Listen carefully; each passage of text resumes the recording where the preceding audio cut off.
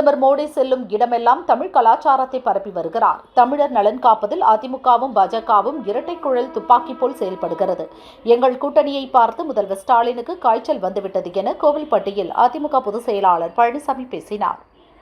மாமல்லபுரத்தில் வரும் 9ஆம் தேதி பாமக பொதுக்குழு கூட்டம் நடக்கும் என கட்சித் தலைவர் அன்புமணி அறிவித்துள்ளார். வரும் 17ஆம் தேதி சிறப்பு பொதுக்குழு கூட்டம் நடக்கும் என கட்சியின் நிறுவனர் ராமதாஸ் அறிவித்த நிலையில் அன்புமணியின் இந்த அறிவிப்பு கட்சித் தொண்டர்கள் இடையே குழப்பத்தையும் தமிழக அரசியலில் பரபரப்பையும் ஏற்படுத்தியுள்ளது. ராமன் இருக்கும் இடம்தான் சீதைக்கு அயோத்தி, அதுபோல் நான் இருக்கும் இடம்தான் தைலாபுரம். பாமக கட்சியின் பொதுக்குழு கூட்டத்தில் பங்கேற்க தகுதியானவர்கள் யார் என்பதை கட்சி முடிவு செய்யும். உரியவர்களுக்கு அழைப்பு விடுக்கப்படும் என பாமக நிறுவனர் ராமதாஸ் கூறினார். சுதந்திர தின விழா உரையில் இடம்பெற வேண்டிய விஷயங்கள் குறித்து யோசனைகளை பகிர்ந்து கொள்ள நாட்டு மக்களுக்கு பிரதமர் மோடி அழைப்பு விடுத்துள்ளார். நமோ செயலி, மைகவ் தளங்களில் மக்கள் தங்களது எண்ணங்களை பகிர்ந்து கொள்ளலாம் எனவும் தெரிவித்துள்ளார். பீகார் சிறப்பு தீவிர வாக்காளர் பட்டியல் திருத்தம் குறித்து விவாதிக்க கோரி எதிர்க்கட்சிகள் முழக்கத்தால் லோக்சபா வரும் 4ஆம் தேதிக்கு ஒத்திவைக்கப்பட்டது. துணை ஜனாதிபதி தேர்தல் செப்டம்பர் 9ஆம் தேதி நடைபெறும் என இந்திய தேர்தல் ஆணையம் அறிவித்துள்ளது. தேர்தலுக்கு போட்டியிடுவோர் வரும் 7ஆம் தேதி முதல் வேட்புமனு தாக்கல் செய்யலாம் என்றும் கூறியுள்ளது. பீகாரில் நடைபெறும் வாக்காளர் பட்டியல் சிறப்பு திருத்த பணிக்கு கண்டனம் தெரிவித்து ராஜ்யசபாவில் எதிர்க்கட்சி எம்பிக்கள் அமளியில் ஈடுபட்டனர். எம்பிக்கள் சபையின் மைய பகுதிக்கு செல்ல முயன்றபோது அங்கு சிஐஎஸ்எஃப் வீரர்கள் வந்ததால் எம்பிக்கள் பீதி அடைந்தனர். இது ஜனநாயக விரோத போக்கு என அதிருப்தி தெரிவித்தனர். ராஜ்யசபாவில் எதிர்க்கட்சி எம்பிக்கள் சபைத் தலைவர் இருக்கைக்கு அருகில் சென்றதால் தான் பாதுகாப்பு கருதி சிஐஎஸ்எஃப் வீரர்கள் அங்கு வந்தனர். எம்பிக்களை அவர்கள் தடுக்கவில்லை. எம்பிக்கள் பேசுவதை யாரும் தடுக்கவும் இல்லை என பார்லிமென்ட் விவகாரங்கள் துறை அமைச்சர் கிரண் ரிஜிஜு கூறினார். தமிழக அரசின் திட்டங்கள் குறித்த விளம்பரங்களில் முதல்வரின் பெயர் இடம்பெறக்கூடாது என உங்களுடன் ஸ்டாலின் திட்டத்தில் முதல்வர் ஸ்டாலின் பெயரை நீக்க கோரி CV சண்முகம் தொடர்ந்த வழக்கில் சென்னை ஹைகோர்ட் உத்தரவிட்டுள்ளது. 71வது தேசிய திரைப்பட விருதுகள் இன்று அறிவிக்கப்பட்டன. இதில் சிறந்த மலையாள படமாக உள்ளொழுக்கு தேர்வு செய்யப்பட்டு இருக்கிறது. இந்த படத்தில் நடித்த ஊர்வசிக்கு சிறந்த துணை நடிகைக்கான தேசிய விருது அறிவிக்கப்பட்டது. 71வது தேசிய திரைப்பட விருதுகள் இன்று அறிவிக்கப்பட்டன. 12th ஃபெயில் படத்தில் நடித்த நடிகர் விக்ராந்த் மாசிக்கு, ஜவான் படத்தில் நடித்த ஷாருக் கானுக்கு சிறந்த நடிகருக்கான தேசிய விருது கிடைத்துள்ளது. இருவரும் முதல் முறையாக தேசிய விருதை பெறுகின்றனர். கொளத்தூர் சுந்தரமூர்த்தி ஐயனார் கோயிலிலிருந்து ஒரு உண்டியலை திமுக நிர்வாகி துணைவேந்தன் தூக்கியுள்ளார். திமுக ஆட்சியின் கீழ் கோயில்கள் கூட அரசியல் கொள்ளையிலிருந்து தப்பவில்லை. இதை நாங்கள் சுட்டிக்காட்டுவது முதல் முறை அல்ல என பாரதிய ஜனதா மாநில முன்னாள் தலைவர் அண்ணாமலை கூறியுள்ளார். திருப்பதியில் பக்தர்களின் வசதிக்காக VIP தரிசன நேரம் மாலை 4:30 மணிக்கு மாற்றப்பட்டு இருக்கிறது. காலையில் திருமலைக்கு வரும் பக்தர்கள் 10,000 ரூபாய் நன்கொடை செலுத்தி VIP டிக்கெட் பெற்றால் மாலையில் பெருமாளை தரிசனம் செய்யலாம். கல்வியாளர் வசந்தி தேவி மறைவு மிகுந்த வேதனை அளிக்கிறது. அவர் கல்வி வளர்ச்சிக்காக ஆற்றியுள்ள பணி பெரும் போற்றுதலுக்குரியது என விடுதலை சிறுத்தைகள் கட்சித் தலைவர் திருமாவளவன் தெரிவித்தார். இந்திய கிரிக்கெட் அணி முன்னாள் கேப்டன் தோனி இன்று சென்னை வந்தார். அண்ணா நகரில் உள்ள பிரபல கண் மருத்துவமனை கிளையை திறந்து வைப்பதற்காக வந்த அவரை ஏர்போர்ட்டில் ரசிகர்கள் உற்சாகமாக வரவேற்றனர். கோவில்பட்டியில் தீப்பெட்டி உற்பத்தியாளர்கள் மற்றும் கடலை மிட்டாய் உற்பத்தியாளர்களை சந்தித்த அதிமுக பொதுச் செயலாளர் பழனிசாமி, கோவில்பட்டி கடலை மிட்டாய்கள் தனி முத்திரையுடன் விற்கப்படும் போது போலிகளின் பரவல் தடுக்கப்படும் என்றார். தீப்பெட்டி தொழிலை பாதுகாக்க வேண்டுமென்றால் லைட்டரை தடை செய்ய வேண்டும். பிளாஸ்டிக் லைட்டரை தடை செய்ய மத்திய அரசுடன் பேசி வருகிறோம் என அதிமுக பொதுச் செயலாளர் பழனிசாமி கூறினார். மருத்துவமனையை நாடி வரும் நோயாளிகளுக்கு தரமான சிகிச்சை அளிக்க முடியாத திமுக அரசு மக்களை தேடி சிகிச்சை அளிக்கப் போவதாக அறிவித்திருப்பது வேடிக்கையானது என அமமுக பொதுச் செயலாளர் டிடிவி தினகரன் கூறியுள்ளார். தேசிய ஜனநாயக கூட்டணியிலிருந்து வெளியேறிய பன்னீர்செல்வத்திற்கு நல்ல காலம் பிறந்திருக்கிறது. அவர் என்ன நோக்கத்திற்காக முதல்வரை சந்தித்தார் என்பது தெரியவில்லை என விடுதலை சிறுத்தைகள் கட்சித் தலைவர் திருமாவளவன் கூறினார். பிரதமரை சந்திக்கும் விவகாரத்தில் நயினார் நாகேந்திரன் உண்மையை மறைக்கிறார். நயினாரிடம் கூறிவிட்டுத்தான் மோடியை சந்திக்க அனுமதி கேட்டு OPS கடிதம் எழுதினார் என பன்னீர்செல்வம் தரப்பினர் தெரிவித்துள்ளனர். ராகுல் தேர்தல் கமிஷன் மீது போலி குற்றச்சாட்டுகளை கூறி வருவது மிகவும் விசித்திரமானது. இப்போது பணியாற்றுபவர்களையும் அச்சுறுத்த தொடங்கியுள்ளார். இது வருந்தத்தக்கது என தேர்தல் கமிஷன் கூறியுள்ளது. பீகார் வாக்காளர் பட்டியல் திருத்தம் தொடர்பாக விவாதிக்க கோரி பார்லிமெண்டில் எதிர்க்கட்சி எம்பிக்கள் அமளியில் ஈடுபட்டனர். இதனால் லோக்சபா 2 மணி வரையும், ராஜ்யசபா இன்று முழுதும் ஒத்திவைக்கப்பட்டன. சென்னை ஆழ்வார்பேட்டையில் உள்ள முகாம் அலுவலகத்தில் முதல்வர் ஸ்டாலினை சந்தித்து நலம் விசாரித்த மதிமுக பொதுச் செயலாளர் வைகோ ஆணவ கொலைகளை தடுக்க கடும் சட்டம் இயற்ற வேண்டும் என முதல்வரிடம் கோரிக்கை வைத்ததாக கூறினார். கல்வியாளரும் சமூக ஆர்வலருமான முன்னாள் துணைவேந்தர் வசந்தி தேவி உடல்நலக் குறைவால் சென்னையில் காலமானார். அவருக்கு வயது 87. வசந்தி தேவி மறைவுக்கு பலரும் இரங்கல் தெரிவித்துள்ளனர். பாலியல் வழக்கில் முன்னாள் பிரதமர் தேவகவுடாவின் பேரனும் முன்னாள் எம்பியுமான பிரஜ்வல் ரேவண்ணா குற்றவாளி என்றும் தண்டனை விவரம் நாளை வெளியிடப்படும் என்றும் பெங்களூரு கோர்ட் அறிவித்துள்ளது. இந்திய பொருட்களுக்கு அமெரிக்க அதிபர் விதித்த 25% வரி விதிப்பு இன்று முதல் அமலுக்கு வரும் என கூறப்பட்டது. இந்நிலையில் வரும் 7ஆம் தேதி முதல் வரி விதிப்பு நடைமுறைக்கு வருவதாக தகவல்கள் வெளியாகியுள்ளன. இந்திய பொருட்களுக்கு 25% வரி விதிக்கப்படும் என அதிபர் டிரம்ப் அறிவித்திருந்த நிலையில் சிரியா மீது இதுவரை இல்லாத அளவிற்கு 41% இறக்குமதி வரியை அமெரிக்கா விதித்துள்ளது உலக நாடுகளுக்கு அதிர்ச்சியை ஏற்படுத்தியுள்ளது. கிரீஸில் 17 வயதுக்குட்பட்டோருக்கான உலக மல்யுத்த சாம்பியன்ஷிப் நடக்கிறது. பெண்களுக்கான பிரீஸ்டைல் 43 கிலோ பிரிவு ஃபைனலில் இந்தியாவின் ரச்சனா 3-0 என சீனாவின் ஜின் ஹூவாங்கை வீழ்த்தி தங்கம் வென்றார். 65 கிலோ ஃபைனலில் அஸ்வினி 3-0 என உஸ்பெகிஸ்தானின் ராஹிம் ஜொனாவாவை சாய்த்து தங்கம் கைப்பற்றினார். தேர்தல் ஆணையம் மீது ராகுல் கூறிய குற்றச்சாட்டுகளுக்கு பார்லிமென்டில் மத்திய அமைச்சர் கிரண் ரிஜிஜு பதிலளித்து பேசுகையில், ராகுல் குற்றச்சாட்டு ஜனநாயகத்தை பலவீனப்படுத்தும் ஒரு பெரிய சதி, மிகவும் ஆபத்தான நடத்தை மற்றும் அணுகுமுறை என்றார். அதிமுக பொதுச் செயலாளர் எடப்பாடி பழனிசாமி தனது 3ஆம் கட்ட சுற்றுப்பயணத்தை ஆகஸ்ட் 11ஆம் தேதி முதல் கிருஷ்ணகிரியிலிருந்து தொடங்குகிறார். இசையமைப்பாளர் AR ரஹ்மான் அடிக்கடி இசைப்பணிக்காக அமெரிக்கா செல்வார். தற்போது அங்கு சென்றுள்ள அவர் மூத்த பின்னணி பாடகர் KJ ஜேசுதாஸை சந்தித்துள்ளார். அந்த போட்டோக்களை பகிர்ந்து, எனது சிறுவயது அபிமானியை அவரது டல்லாஸ் இடத்தில் சந்தித்தேன். அவரின் ஆராய்ச்சி பணிகளையும் கர்நாடக இசையின் மீதான அவரது ஆர்வத்தையும் கண்டு வியந்தேன் என ரஹ்மான் குறிப்பிட்டுள்ளார். இசையமைப்பாளரான GV பிரகாஷ் நடிகராகவும் பயணிக்கிறார். இவர் நடித்துள்ள பிளாக்மெயில் படம் இன்று ரிலீஸ் ஆவதாக இருந்தது. நிதி பிரச்சனையால் கடைசி நேரத்தில் தள்ளி வைக்கப்பட்டது. இதேபோல் இவர் நடித்து நீண்ட காலமாக வெளியாகாமல் இருந்த அடங்காதே படம் ஆகஸ்ட் 27 ரிலீஸ் என அறிவித்தனர். ஆனால் இப்பட தயாரிப்பாளர் சரவணன் செக் மோசடி வழக்கில் சிறையில் உள்ளார். இதனால் இதுவும் தள்ளி போகிறதாம். பாலிவுட்டின் முன்னணி நட்சத்திர தம்பதியர் நடிகர் ரன்பீர் கபூர் மற்றும் ஆலியா பட் இவர்களுக்கு ஒரு மகள் இருக்கிறார். தங்களது குடும்பத்தாருடன் வசிக்க மும்பை பாந்த்ரா மேற்கு பகுதியில் 250 கோடி ரூபாய் செலவில் கனவு இல்லம் ஒன்றை கட்டியுள்ளனர். 6 மாடி கொண்ட இந்த வீட்டின் பணிகள் முடிந்துவிட்டதால் விரைவில் அங்கு குடியேற உள்ளனர். வீட்டிற்கு ரன்பீரின் பாட்டி நினைவாக கிருஷ்ணாராஜ் என்ற பெயரை வைத்துள்ளார்களாம்.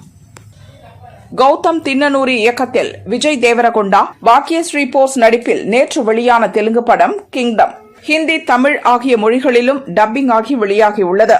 அதிரடி ஆக்ஷன் நிறைந்த அண்ணன் தம்பி சென்டிமெண்ட் கலந்து வெளியாகியுள்ள இப்படம் கலவையான விமர்சனங்களை பெற்றாலும் முதல் நாளில் 39 கோடி ரூபாய் வசூலித்துள்ளதாக அறிவித்துள்ளனர். திருப்பத்தூர் அருகே பட்டப்பகலில் வீடு புகுந்த பெண்ணை தாக்கி கொள்ளை முயற்சியில் ஈடுபட்ட கலைஞர் நகரைச் சேர்ந்த முகிலன் என்பவனை தனிப்படை போலீசார் 5 மணி நேரத்தில் பிடித்து கைது செய்தனர். பழைய குற்றாலம் பகுதியில் சுமார் 300 கிலோ பிளாஸ்டிக் பாட்டில் மற்றும் பைகளை கல்லூரி மாணவிகள் வன அலுவலர் தலைமையில் அகற்றி தூய்மை பணி மேற்கொண்டனர். 2023ஆம் ஆண்டுக்கான 71வது தேசிய திரைப்பட விருதுகள் இன்று அறிவிக்கப்பட்டன. சிறந்த தமிழ் படமாக பார்க்கிங் தேர்வு செய்யப்பட்டு இருக்கிறது. இந்த படம் 3 தேசிய விருதுகளை வென்றுள்ளது. வணிக பயன்பாட்டுக்கான கேஸ் சிலிண்டரின் விலை 34.50 ரூபாய் குறைந்து 1789 ரூபாய்க்கு விற்பனை செய்யப்படுகிறது.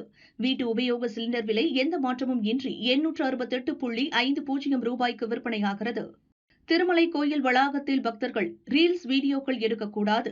மீறினால் போலீசார் மற்றும் கோயில் பணியாளர்கள் மூலம் சட்டப்படி கடும் நடவடிக்கை எடுக்கப்படும் என தேவஸ்தானம் எச்சரித்துள்ளது. ரஷ்யாவில் நிலநடுக்கம் ஏற்பட்டதை தொடர்ந்து விடுக்கப்பட்ட சுனாமி எச்சரிக்கை வாபஸ் பெறப்பட்டது. இதைத் தொடர்ந்து மக்கள் அனைவரும் வீடு திரும்பினர். நம்ம சுவாமி நம்ம கோயில் நாமே பாதுகாப்போம் என்ற பிரச்சாரத்தை பக்தர்களிடம் சேர்க்க திட்டமிட்டுள்ளோம். இந்துக்கள் அனைவரும் கோயிலை பாதுகாக்க முன்வர வேண்டும் என இந்து முன்னணி தலைவர் காடேஸ்வரா சுப்பிரமணியம் கூறியுள்ளார். கேரளாவில் பள்ளிக்கான ஆண்டு விடுமுறையை ஏப்ரல் மே மாதத்திலிருந்து ஜூன் ஜூலைக்கு மாற்ற அம்மாநில அரசு திட்டமிட்டுள்ளது. இதற்காக பொதுமக்களிடமும் கருத்து கேட்டுள்ளது. தமிழக அரசு நாளை துவங்கவுள்ள நலம் காக்கும் ஸ்டாலின் என்ற மருத்துவ திட்டத்திற்கு தடை விதிக்க சென்னை ஐகோர்ட் மறுத்துவிட்டது. மேலும் தேர்தல் கமிஷன் மத்திய மாநில அரசுகள் மற்றும் திமுக தரப்பு பதிலளிக்க உத்தரவிட்டுள்ளது. பண மோசடி வழக்கு தொடர்பாக ஆகஸ்ட் 5ஆம் தேதி விசாரணைக்கு நேரில் ஆஜராகுமாறு அனில் அம்பானிக்கு அமலாக்கத்துறை சம்மன் அனுப்பியுள்ளது. எகிப்தில் நடந்து வரும் உலக ஜூனியர் அணிகளுக்கான ஸ்குவாஷ் சாம்பியன்ஷிப் அரையிறுதிப் போட்டியில் இந்திய வீரர் அரிஹன் அமெரிக்காவின் ஜாக்கிடம் தோல்வியடைந்து வெண்கலப் பதக்கம் வென்றார். பள்ளிக்கல்வித்துறை அமைச்சர் மகேஷ் தொகுதியில் உள்ள அரசு பள்ளியில் 12ஆம் வகுப்பு மாணவர் மர்ம மரணம் அடைந்தது பற்றி விரிவான விசாரணை நடத்த வேண்டும் என பாமக தலைவர் அன்புமணி வலியுறுத்தியுள்ளார். நெல்லையில் ஆணவ கொலை செய்யப்பட்ட கவினின் உடலை 5 நாட்களுக்கு பிறகு அவரது குடும்பத்தினர் பெற்றுக் கொண்டனர். முன்னதாக கவினின் உடலுக்கு அமைச்சர் நேரு மரியாதை செலுத்தினார்.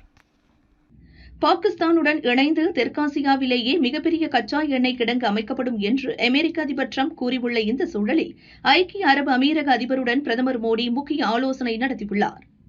சென்னையில் இன்று ஆபரண தங்கத்தின் விலை சவரனுக்கு $160 குறைந்து ஒரு சவரன் 73,200 ரூபாய்க்கும் 1 கிராம் 9,150 ரூபாய்க்கும் விற்பனையாகிறது. வெள்ளி கிராமுக்கு $2 குறைந்து 1 கிராம் 123 ரூபாய்க்கு விற்கப்படுகிறது.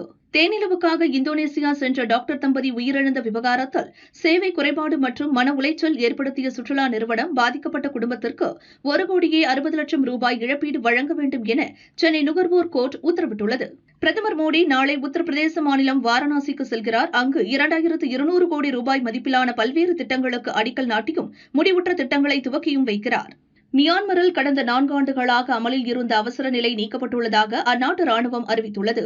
பொதுத் தேர்தல்களை நடத்துவதற்கு இது ஒரு அவசியமான நடவடிக்கை என கூறியுள்ளது. கோவை சேரன் மாநகர் பஸ் ஸ்டாப்பில் பழனி என்பவர் மதுபோதையில் அங்கு நின்றிருந்த தனது மனைவியுடன் தகராறில் ஈடுபட்டதுடன் கத்தியால் சரமாரியாக குத்தியுள்ளார். மகன் அளித்த புகாரின் பேரில் போலீசார் பழனியை கைது செய்து மத்திய சிறையில் அடைத்தனர்.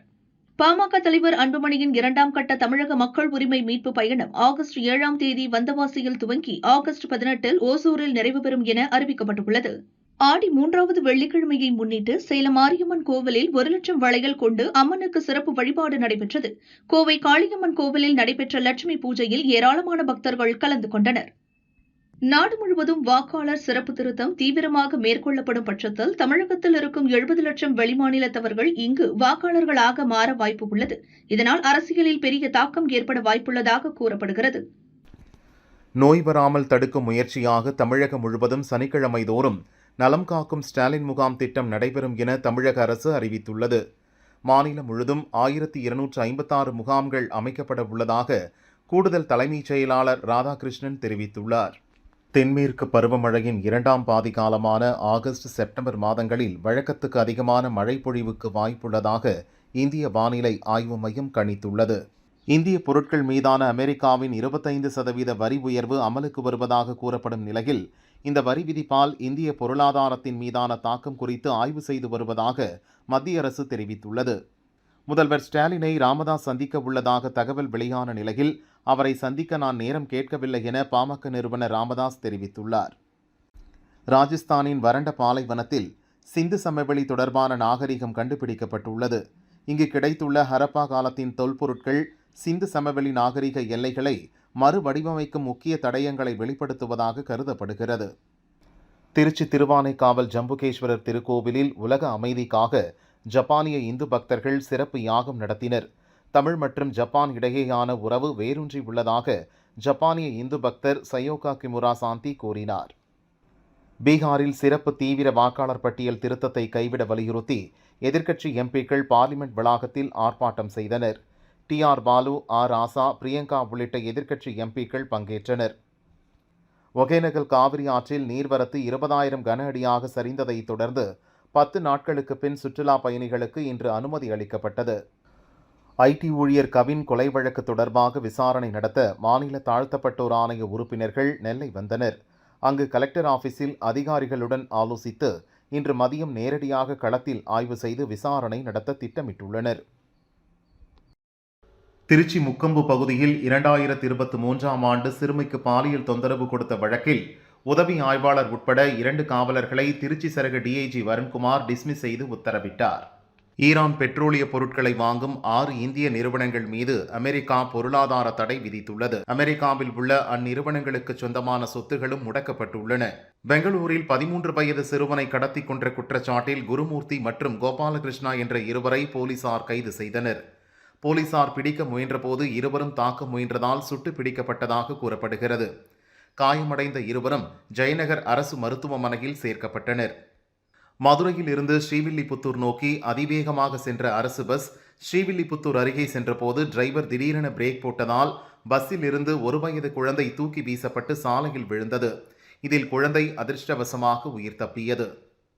திருப்பூரில் ஆகஸ்ட் மாதத்திற்கான நூல் விலை கிலோவுக்கு 5 ரூபாய் உயர்த்தப்பட்டுள்ளதாக நூற்பாலைகள் அறிவித்துள்ளன. கடந்த 2 மாதங்களுக்கு பிறகு நூல் விலை உயர்த்தப்பட்டுள்ளது குறிப்பிடத்தக்கது.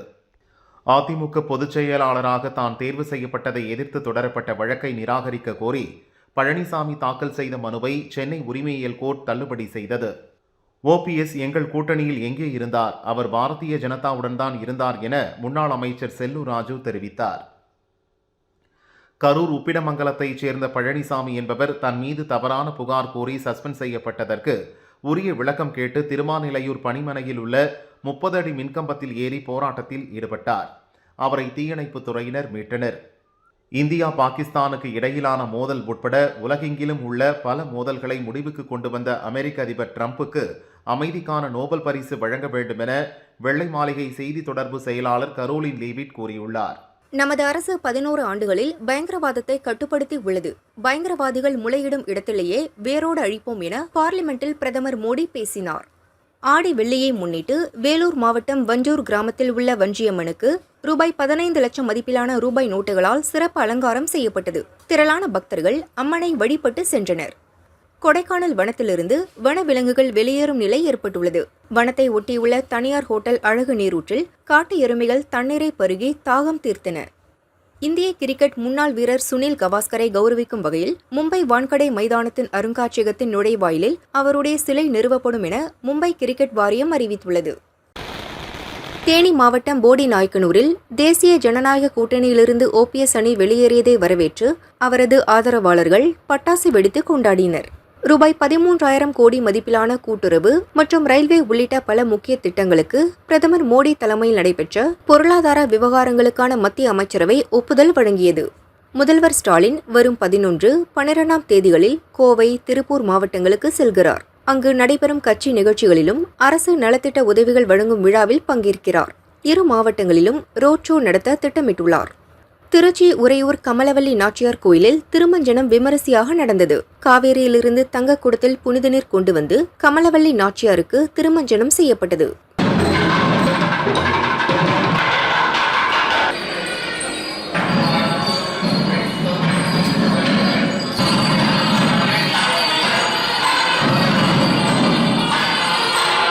அதிமுகவுடன் மட்டும்தான் கூட்டணியில் இருக்கிறோம். 2026 சட்டசபை தேர்தலில் 5 தொகுதிகள் கேட்க முடிவு செய்துள்ளோம் என புரட்சி பாரதம் கட்சித் தலைவர் பூவை ஜெகன்மூர்த்தி கூறினார். விலைச்சலுகை கிடைக்காதது, அமெரிக்க வரி விதிப்பு ஆகிய காரணங்களால் ரஷ்யாவிடமிருந்து கச்சா எண்ணெய் கொள்முதலை இந்திய பொதுத்துறை எண்ணெய் நிறுவனங்கள் நிறுத்தியுள்ளன. டெல்லி ஏர்போர்ட்டில் ஸ்பைஸ்ஜெட் விமானம் தொழில்நுட்ப கோளாறு காரணமாக ஒரே நாளில் 5 முறை பயணம் ஒத்திவைக்கப்பட்டதால் ஆத்திரமடைந்த பயணிகள் போராட்டத்தில் ஈடுபட்டனர். இந்தியாவில் உள்ள சிறந்த இயக்குநர்களில் ஒருவர் லோகேஷ் கனகராஜ். அவரது கதையில் தலைவர் ரஜினி இருந்தால் எப்படி இருக்கும் என்பதை கூலி படத்தில் பார்க்கலாம் என இசையமைப்பாளர் அனிருத் புகழாரம் சூட்டியுள்ளார். கடலூர், மயிலாடுதுறை, திருவாரூர், தஞ்சாவூர், நாகப்பட்டினம் ஆகிய 5 தமிழக மாவட்டங்கள் மற்றும் காரைக்காலில் ஆகஸ்ட் 3ஆம் தேதி கனமழைக்கான ஆரஞ்ச் அலர்ட் விடுத்து சென்னை வானிலை மையம் எச்சரித்துள்ளது. கவின் கொலை மிகவும் துயரமான சம்பவம். இது சாதிய ரீதியான பிரச்சினை அல்ல, சமூக ரீதியான பிரச்சினை என மாநில ஆதிதிராவிடர் மற்றும் பழங்குடியினர் நல ஆணைய தலைவர் தமிழ்வாணன் தெரிவித்தார். தமிழகத்தில் புதுக்கோட்டை, தஞ்சை, திருவாரூர், நாகை, அரியலூர், மயிலாடுதுறை, கடலூர், விழுப்புரம் ஆகிய 8 மாவட்டங்களுக்கு நாளை மழைக்கு வாய்ப்புள்ளதாக சென்னை வானிலை மையம் தெரிவித்துள்ளது. தெற்கு காஷ்மீரில் உள்ள அமர்நாத் குகை கோயில் பனிலிங்கத்தை தரிசித்த பக்தர்களின் எண்ணிக்கை 4 லட்சத்தை கடந்துள்ளதாக ஜம்மு காஷ்மீர் கவர்னர் மனோஜ் சின்ஹா தெரிவித்துள்ளார். அமர்நாத் சிவபெருமான் சாத்தியமற்றதை சாத்தியமாக்குவதாக குறிப்பிட்டுள்ளார். பாரதிய ஜனதாவுக்கு ஆதரவாக தேர்தல் ஆணையம் வாக்கு திருட்டில் ஈடுபடுவதாக எதிர்க்கட்சித் தலைவர் ராகுல் காந்தி குற்றம் சாட்டியுள்ளார். இது தொடர்பாக தங்களிடம் 100% தெளிவான மற்றும் உறுதியான ஆதாரங்கள் இருப்பதாக அவர் கூறியுள்ளார். தேனி மாவட்டம் குச்சனூர் சுயம்பு சனீஸ்வர பகவான் கோயிலில் சனீஸ்வர பகவானுக்கும் நீலாதேவிக்கும் திருக்கல்யாணம் விமர்சையாக நடந்தது. திருச்சி உறையூர் வெக்காளியம்மன் கோயிலில் ஆடி வெள்ளியை முன்னிட்டு அம்மனுக்கு தங்க கவசம் அணிவிக்கப்பட்டு புஷ்ப அலங்காரம் செய்யப்பட்டது. அருந்ததி மக்கள் கட்சி நிறுவனர் வலசை ரவிச்சந்திரன் உடல்நலக் குறைவால் காலமானார். வாலாஜப்பேட்டையில் உள்ள வீட்டில் வைக்கப்பட்டிருந்த அவரது உடலுக்கு அமைச்சர்கள் மதிவேந்தன், காந்தி ஆகியோர் அஞ்சலி செலுத்தினர். சுற்றுலாத்துறையில் ரூபாய் 18 கோடி மதிப்பீட்டில் முடிவுற்ற 5 புதிய திட்டப்பணிகள் மற்றும் சென்னை எழும்பூர் அரசு அருங்காட்சியக வளாகத்தில் சுமார் ரூபாய் 7 கோடி செலவில் கட்டப்பட்டுள்ள புதிய நிர்வாக கட்டடத்தை முதல்வர் ஸ்டாலின் தலைமைச் செயலகத்திலிருந்து திறந்து வைத்தார். 2025 ஜூலை மாதத்தில் 1 கோடிக்கும் அதிகமாக பயணிகள் சென்னை மெட்ரோ ரயில்களில் பயணம் செய்துள்ளனர். ரயில் சேவை தொடங்கியது முதல் இதுநாள் வரையிலான எண்ணிக்கையில் இதுவே அதிக எண்ணிக்கை என மெட்ரோ ரயில் நிர்வாகம் தெரிவித்துள்ளது. நலன் காக்கும் ஸ்டாலின் திட்டத்தை மாநிலம் முழுவதும் 256 மருத்துவ முகாம்கள் நடத்தப்பட உள்ளதாகவும், முதல்வர் காப்பீடு திட்டத்தில் பதிவு செய்யாதவர்களும் இந்த முகாமை பயன்படுத்திக் கொள்ளலாம் எனவும் செய்தி தொடர்பாளர் ராதாகிருஷ்ணன் கூறியுள்ளார். சாதி ஆணவ படுகொலைகளுக்கு எதிராக தனி சட்டம் இயற்ற வலியுறுத்தி தமிழ்நாடு தீண்டாமை ஒழிப்பு முன்னணியினர் கோவை கலெக்டர் அலுவலகம் முன் ஆர்ப்பாட்டத்தில் ஈடுபட்டனர். உடனடியாக தனி சட்டம் இயற்ற வேண்டும் என கண்டன கோஷங்களை எழுப்பினர். திருவள்ளூர் ஆரம்பாக்கம் சிறுமி வன்கொடுமை வழக்கில் அசாம் இளைஞர் ராஜு பிஸ்வகர்மா 3 நாள் காவல் விசாரணை முடிந்து இன்று திருவள்ளூர் போக்சோ நீதிமன்றத்தில் ஆஜர்படுத்தப்பட்டார். அவரை ஆகஸ்ட் 8 வரை சிறையில் அடைக்க கோர்ட் உத்தரவிட்டுள்ளது. அமெரிக்காவில் விற்பனை செய்யப்படும் மருந்துகளின் விலையை குறைக்க 60 நாட்களுக்குள் நடவடிக்கை எடுக்க வேண்டும் என 17 நிறுவனங்களுக்கு அந்நாட்டு அதிபர் டிரம்ப் உத்தரவிட்டுள்ளார். மதுரை அழகர் கோயில் ஆடி விழா கொடியேற்றத்துடன் துவங்கியது. தங்க கொடிமரத்தில் கருட உருவம் பொறிக்கப்பட்ட கொடி ஏற்றப்பட்டு தோரண மாலைகள் அணிவிக்கப்பட்டது. தமிழக அரசின் மக்களை தேடி மருத்துவம் திட்டத்தின் கீழ் இதுவரை 2,42 லட்சம் பேர் வீடுகளுக்கே சென்று சிகிச்சையளிக்கப்பட்டதாக அமைச்சர் மா சுப்பிரமணியன் கூறினார். முதல்வர் ஸ்டாலின் வீண் விளம்பரங்கள், வெற்று நாடகங்கள் நடத்துவதை விடுத்து குழந்தைகளும் பெண்களும் அச்சமின்றி சுதந்திரமாக நடமாடும் அளவுக்கு சட்டம் ஒழுங்கை மேம்படுத்த வேண்டும் என பாமக தலைவர் அன்புமணி கூறியுள்ளார். உரிய ஆவணங்களின்றி கொல்கத்தாவில் தங்கியிருந்த வங்கதேச மாடல் அழகி சாந்தா பால் என்பவர் கைது செய்யப்பட்டார். 2 போலி ஆதார், வாக்காளர் மற்றும் ரேஷன் கார்டுகள் பறிமுதல் செய்யப்பட்டது. அவரை வரும் 8ஆம் தேதி வரை காவலில் வைக்க கோர்ட் உத்தரவிட்டுள்ளது. உலக நன்மை மற்றும் படிப்பு சிறக்க வேண்டி மன்னர் திருமலை நாயக்கர் கல்லூரியில் 1008 மாணவியர் விளக்கு பூஜை செய்தனர். அனுஷா தேவி அறக்கட்டளை சார்பில் நடைபெற்ற விழாவில் கல்லூரி முதல்வர், பேராசிரியர்கள் பங்கேற்றனர்.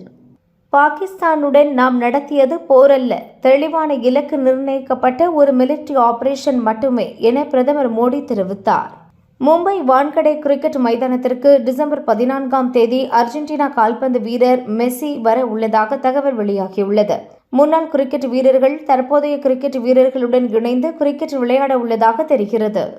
ஸ்டாலினை ஓபிஎஸ் தொகுதி பிரச்சனையாக சந்தித்திருக்கலாம் அல்லது தனிப்பட்ட பிரச்சனையாக இருக்கலாம் என தமிழக பாஜக தலைவர் நயினார் நாகேந்திரன் தெரிவித்தார். அவர் அறிவிப்பு வெளியிடும் வரை என்னவென்று கருத்து சொல்ல முடியாது என அவர் கூறினார். தமிழகத்தில் ஏப்ரல் 1ஆம் தேதி நிலவரப்படி 22,800 கோடி ரூபாய்க்கு 15 ரயில்வே திட்டங்களுக்கு அனுமதி அளிக்கப்பட்டுள்ளது என மத்திய ரயில்வே அமைச்சர் அஸ்வினி வைஷ்ணவ் பார்லிமென்டில் தெரிவித்தார். மக்காவ் சர்வதேச பேட்மிண்டன் தொடர் காலிறுதியில் இந்தியாவின் லக்ஷ்யா சென் 21-14, 18-21, 21-14 என சீனாவின் ஜுவான் செனை வென்றார். மற்றொரு இந்திய வீரர் தருண் 21-12, 13-21, 21-18 என சீனாவின் ஜெய்ஹூவை வீழ்த்தினார். இருவரும் அரையிறுதிக்கு முன்னேறினர். அரசு செய்யும் வெற்று விளம்பரங்களுக்கு ஹைகோர்ட் முற்றுப்புள்ளி வைத்துள்ளது. விளம்பர அரசியலுக்காக அரசு நலத்திட்டங்களுக்கு சூட்டிய தனது பெயரை உடனடியாக நீக்க வேண்டும் என தமிழக பாஜக தலைவர் நயினார் நாகேந்திரன் கூறியுள்ளார். ஆணவ கொலை செய்யப்பட்ட கவின் குடும்பத்திற்கு மாநில SC/ST ஆணையம் சார்பில் 6 லட்சம் ரூபாய் இழப்பீடு வழங்கப்பட்டது. தமிழக அரசு பள்ளிகளில் மாணவிகள் மீதான ஆசிரியர்களின் பாலியல் வன்முறைகளுக்கு அரசுதான் காரணம் என தமிழக பாஜக தலைமை செய்தி தொடர்பாளர் நாராயணன் திருப்பதி தெரிவித்துள்ளார். அமெரிக்காவில் சமயபுரம் மாரியம்மன் கோவில் கட்டிக் கொண்டிருக்கின்றனர். சமயபுரம் மாரியம்மன் போன்றே விக்கிரகம் வைத்து கட்டி வருகிறார்கள் என பாடகர் வேல்முருகன் தெரிவித்தார். ஓபிஎஸ், பிரேமலதா திமுக கூட்டணியில் இணைவது தொடர்பாக ஸ்டாலின் முடிவு செய்வார் என பால்வள அமைச்சர் மனோ தங்கராஜ் தெரிவித்தார். கூட்டணியில் புதிய கட்சிகள் சேர்க்கப்படலாம் என தலைவரே சொல்லிவிட்டார் என அவர் கூறினார். கடந்த ஜூலை மாதத்துக்கான நாட்டின் GST வசூல் 1.96 லட்சம் கோடி ரூபாயாக அதிகரித்துள்ளது. இது கடந்த ஆண்டு ஜூலை மாதம் வசூலான 1.73 லட்சம் கோடியை விட 7.5% அதிகமாகும்.